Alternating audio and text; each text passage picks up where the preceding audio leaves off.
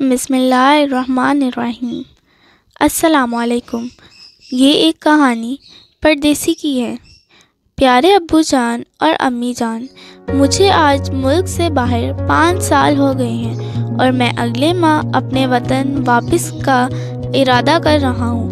میں نے اپنے ویزے کے لیے جو قرض لیا تھا وہ ادا کر چکا ہوں اور کچھ اخراجات پچھلی چھٹی پر ہو گئے تھے، تحفے تحائف لینے میں اور کچھ دیگر اخراجات۔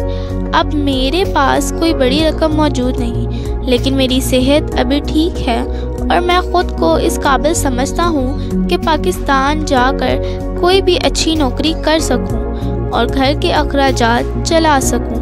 یہ جگہ مجھے پسند نہیں ہے، میں اپنے گھر میں رہنا چاہتا ہوں۔ آپ کی کیا رائے ہے اس بارے میں؟ آپ کا پیارا جمال۔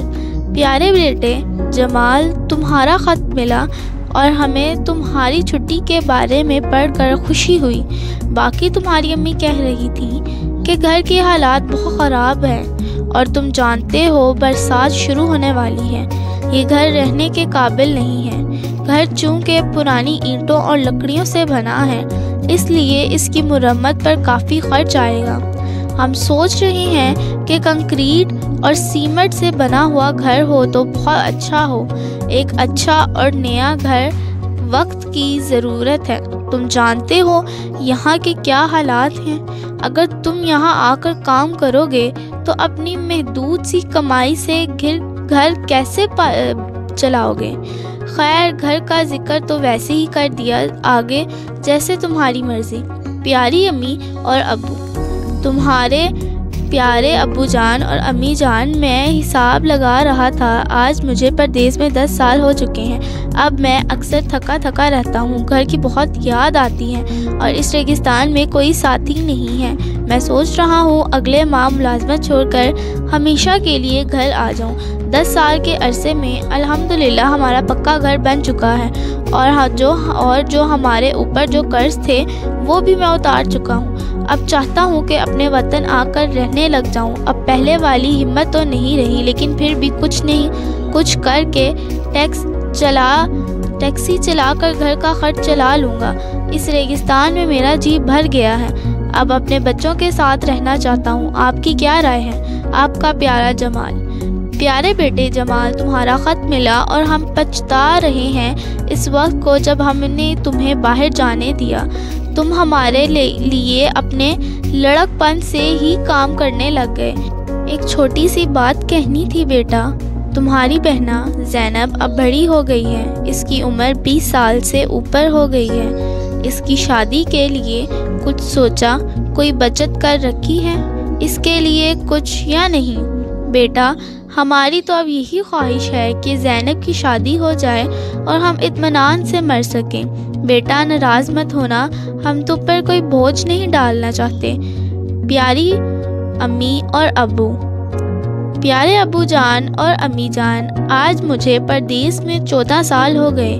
یہاں کوئی اپنا نہیں ہے۔ دن رات گدھے کی طرح کام کر کے میں بیزار ہو چکا ہوں۔ کما کر گدھا جب دن بھر کام کرتا رہتا ہے تو رات کو گھر لا کر اس کا مالک اس کے آگے پھٹنے ڈال دیتا ہے اور اسے پانی بھی پلاتا ہے، پر میرے لیے تو وہ بھی نہیں کرتا۔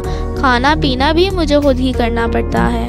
بس اب میرا ویزا ختم کرو، میں واپس آ کر سوچ رہا ہوں کہ پچھلے کچھ سالوں میں اللہ کی مدد سے ہم زندگی کے بیشتر آزمائشوں سے نکلنے میں کامیاب ہو گئے ہیں۔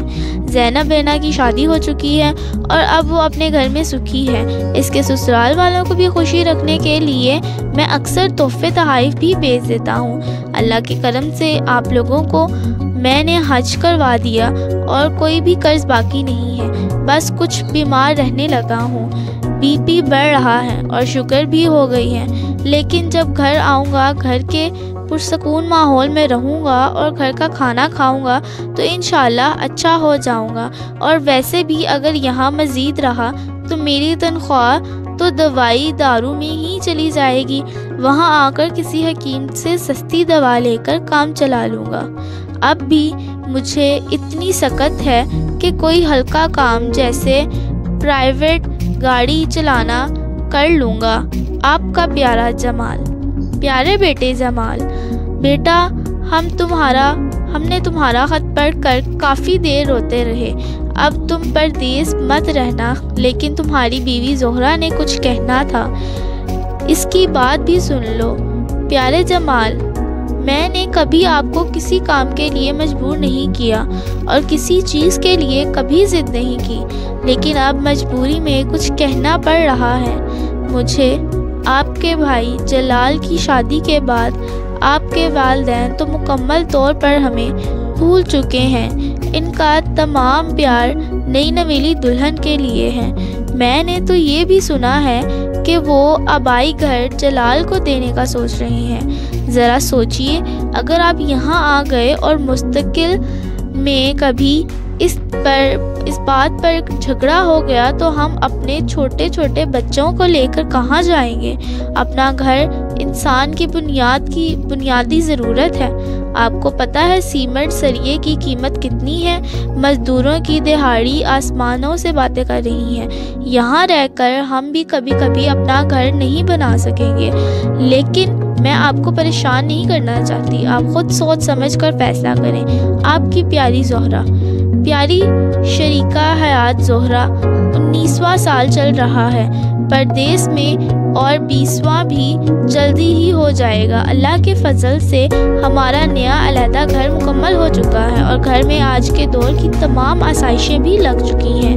اب تمام قرضوں کے بوجھ سے کمر سیدھی ہو چکی ہے میری۔ اب میرے پاس ریٹائرمنٹ فنڈ کے سوا کچھ نہیں بچا۔